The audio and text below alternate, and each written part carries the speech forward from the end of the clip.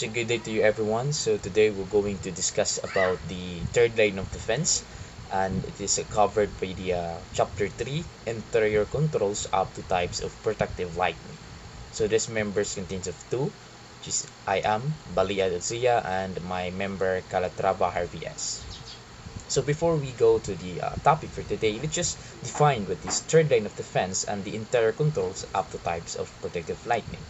So when we say third line of defense, it refers to interior controls, including protective lighting to enhance security measures in malls, houses, or hotels, so whatever. So some of important words, this includes the context about the third line of defense refers to the final layer of protection against security threats. Interior control refers to the various measures employed or implemented within a building or facility to prevent unauthorized access or intrusion. And protective lighting, it refers to the use of lighting to deter the criminal activity or enhance surveillance capabilities. For example of this, that in your house, outside in your house, you have a protective lighting where it detect shadows of movement of person, so they will got the shock and then they run away because they have scared or something that uh, uh, prevent the activity of that kind of area. Types of this includes that there are different categories or options available when it comes to protective lighting. So there are many types of protective lighting, such as sensors, as stayed lightning, something like that. So we're going to discuss this in this topic. So third line of defense, interior controls, establishing interior controls not only maximize the efforts of security guards, such as measures allows or deny access to facilities or areas within the facility, as well as the track the identity and times of entry and exit. There are very variety of technique to control access to the interiors of a high security facility. This may include identification system, commercial telephone service, intercommunications, two-way radios, called boxes, paging and recall system, or even the more sophisticated coded card system access. Other examples are enumerated below. So this third line of defense, it is not just being simply you're going to guard in that particular area, but it also covered the technologies that is around us because we are in the new era. So this third line defense is its purpose is to cover the whole security measures that can be access denied that uh, if that person if that person uh, is not. So what I've said that this third line of defense is not just measuring about the physical barricade, but it also a barricade that uh, that flows through online and technologies, something like that. As what I've said here in the definition. So now let's move on to the first third of defense or protective, which is the locks. Locks is installing locks on doors in the easiest line of defense inside a facility. It is the simplest way to impose a physical restraint as well as grant entry. So gina-hold niya or dili niya ginapasulod ang mga unwanted person sa imong panimalay. It is the most widely used physical security device, yet it is hardly foolproof. However, locks can also be vulnerable to physical force.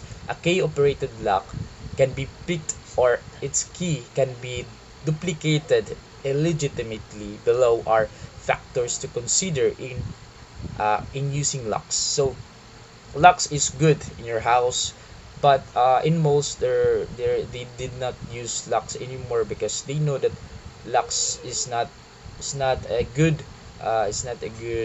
defense against the criminal activities, because there are many uh, uh, a way that can lock can be destroyed.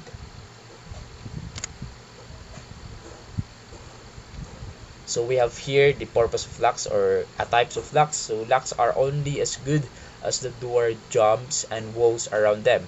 A lock is therefore useless if an intruder can simply kick a weak door to access a facility.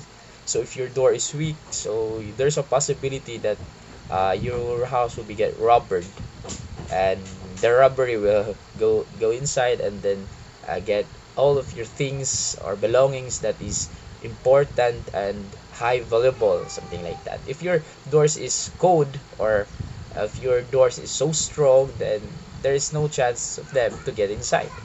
So it is required that your door must be sealed, because of the safety of your family, because rubber is not just intention to have things, but it also have the intention or motives to your family. To some news, a woman get raped because of robbery, but because we doesn't hold the human mind, so everything that comes in their mind when they get inside, so they have the control of it, so they have the a will to do it because they have insight. So you doesn't have enough manpower because they are many, so you're one, something like that. So number two is the key management is important when dealing with a complete lock system. It is important to make sure that the only authorized personnel can obtain or make it key to the lock. So this key conductor, or a key management, it is very good because the only person that has had the access of this the key is he is the only one to have the key and to go to that door or to that establishment to unlock the door. The example of this is our security in HCDC.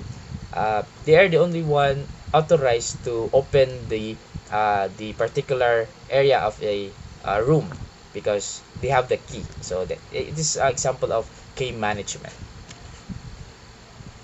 Number three is all locks can be compromised by an expert in a very short period of time. It is therefore wise to use locks together with other security measures and as part of an overall physical protection system. So locks, as what I've said, locks is not good. Uh, uh, it is a good way to protect your house, but it will not last long because there are many experts that can easily open the doors of your house, and some of it is very very expert about it.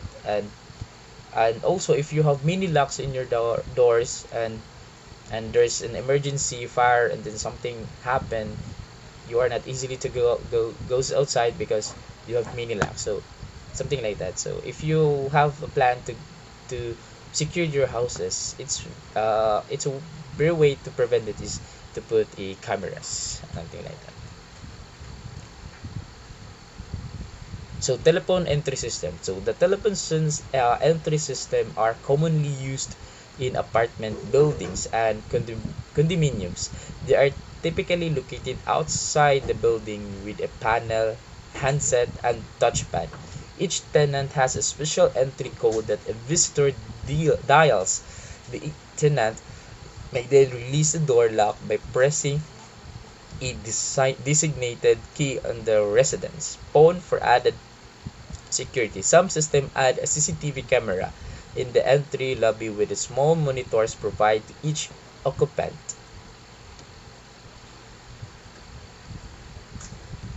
Identification system.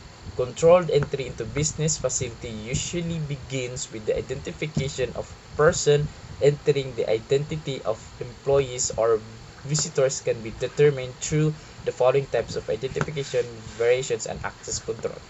So the telephone entry system, it is something that we something that can be examples of walkie-talkie. If they need something, they're just going to radio it, and something that can be useful. As what I've said here, it will it something that a panel, handset, and touchpad. Each tenant has a special entry code that released to door lock by pressing a designed key on the resident's phone. So this telephone entry is a high technology of a lock system, something like that.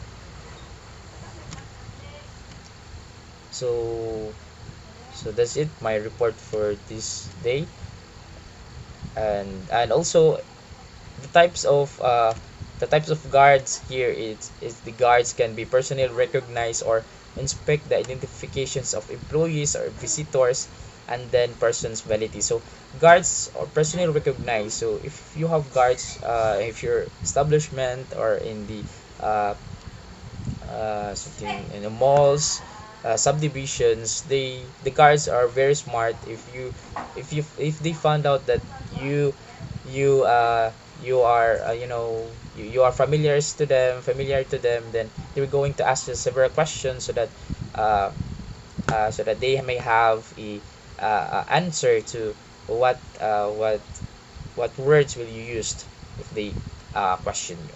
Card reader system can compare to the code identification cards with computer cards records for authorized personal verifications, and the biometric readers can use a person physical properties such as retinal pattern or fingerprint. These are biometric readers. It also used in school for and teachers, employees, staffs, and others. And the card reader systems, it also used in jobs where they are the only the authorized person can enter the facilities, something like that. So that's it for my report for today. I hope you learned something, and God bless and have a good day. So this is the next report. Good day, everyone. Good morning, classmate. I'm Harvey Sugi Calatrava. Protective alarm sensors.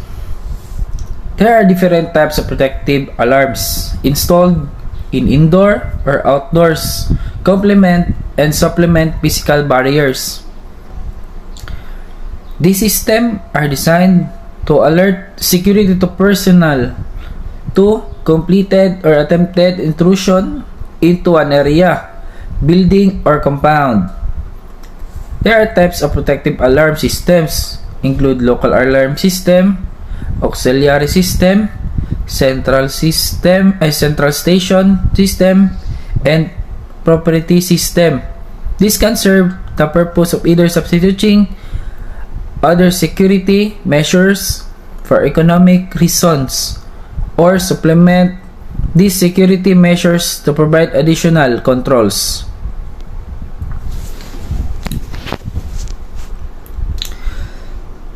Sensor can detect when an intruder penetrates the facility boundary.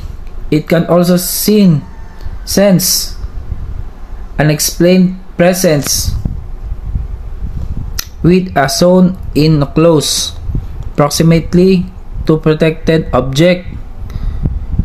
When the intrusion is detected, the sensors are calibrated to activate the causes an alarm to be sounded or signal to be sent to the monitoring station of the protective facility. Sensor also can perform three main functions. They can detect intruder, such as when it's react the intruder motions, sounds, or body heat. They can also open a portal, such as when it validates the inputted card key to open the door. Finally, a sensor can turn into a device such as when it reacts the movement of automatically turns security lights. Also, sensors are more economical compared to our cost of labor. They are accurate and reliable when properly installed. Calibrate serve, however, the reliability of detection depends on several factors such as intruder size, speed, strength, and direction movement. and distance to the sensor. The intruder, who use very slow and stealthy movement in the right direction, will make it difficult for the sensor to detect his presence. Protective lighting. Protective lighting is a design to illuminate the perimeter barriers and the outside approach of an area. A threat cannot be detected either by camera or in a person.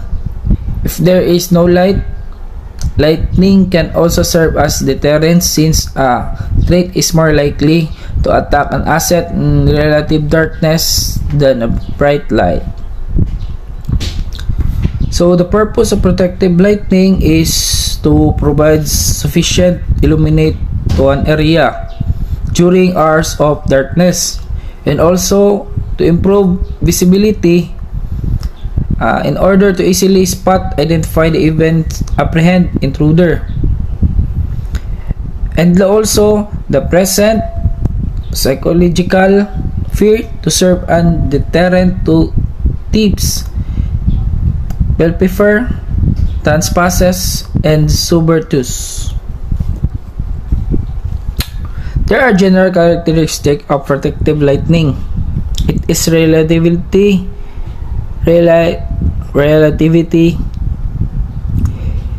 inexpensive to maintain. It may reduce the need for security forces.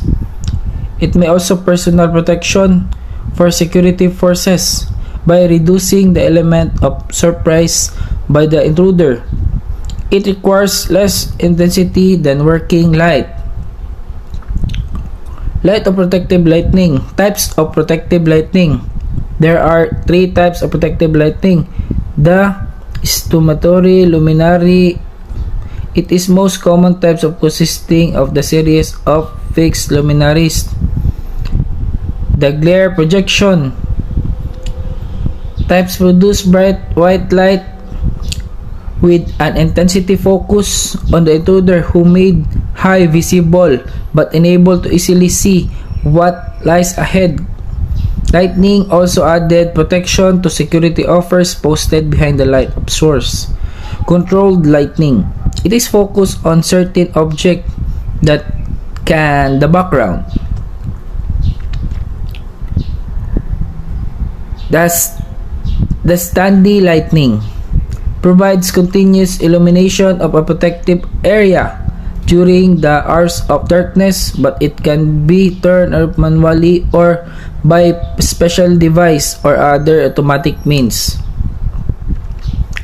Movable lighting can be stationary or portable and consist manually operated searchlight. It may be lighted continuously during hours of darkness or only as needed. It can supplement or temporarily replace other types of security lighting. 4. Emergency lighting. It is standby lighting that can utilize in the event of electric failure, either due to local equipment, commercial power. Lighting is usually a backup generator or an arrangement of batteries, lamps mounted in the stairwell that automatically light up during the fire fall into the emergency category. Thanks for listening. Thank you.